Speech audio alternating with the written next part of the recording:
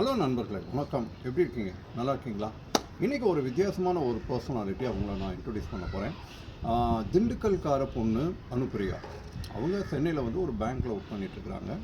ஆனால் அவங்க ஒரு வாடகை வீட்டில் குடியிருந்தால் கூட அந்த மேல் மாடியை எப்படி யூஸ் பண்ணியிருக்காங்க பாருங்கள். அவ்வளோ ஒரு ஆர்வத்தோடு அவங்க வந்து பயாலஜி படிச்சிருக்கலாம், இருந்தாலும் ஆர்வன்றது அதுக்கு மேலே இல்லையா?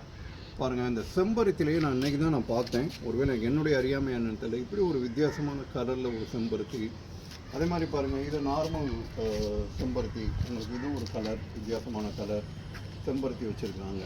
அதே மாதிரி சளிக்கு போடுறதுக்கு ட்ரீட்மெண்ட் போடுறதுக்கான உள்ளான இதெல்லாம் வந்து மூலிகை தோட்டம் மாதிரியும் ஃபார்ம் பண்ணியிருக்கிறாங்க.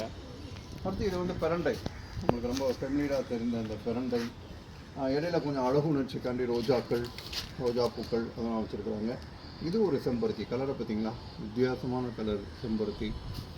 இப்போ எனக்கு ரொம்ப ஆச்சரியமாக இருந்தது, இவங்களுடைய செய்கை வந்து ரொம்ப ஆச்சரியமாக இருந்துச்சு. அதெல்லாம் உங்களுக்கு இன்ட்ரடியூஸ் பண்ணுவாங்களா அப்படின்றக்காண்டி. கொய்யாவை பாருங்கள்.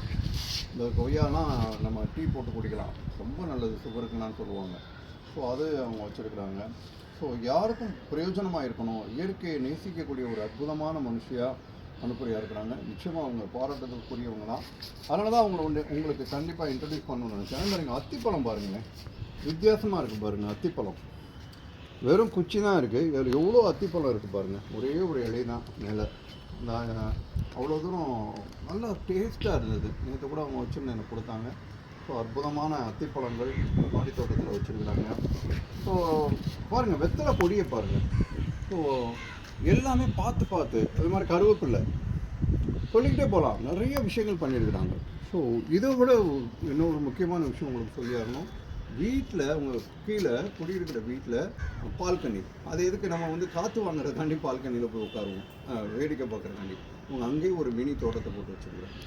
ஸோ இயற்கையை நேசிக்கக்கூடிய ஒரு அற்புதமான அனுப்பியாவுக்கு நீங்கள் ஒரு லைக் போட்டுருங்க. பாய்.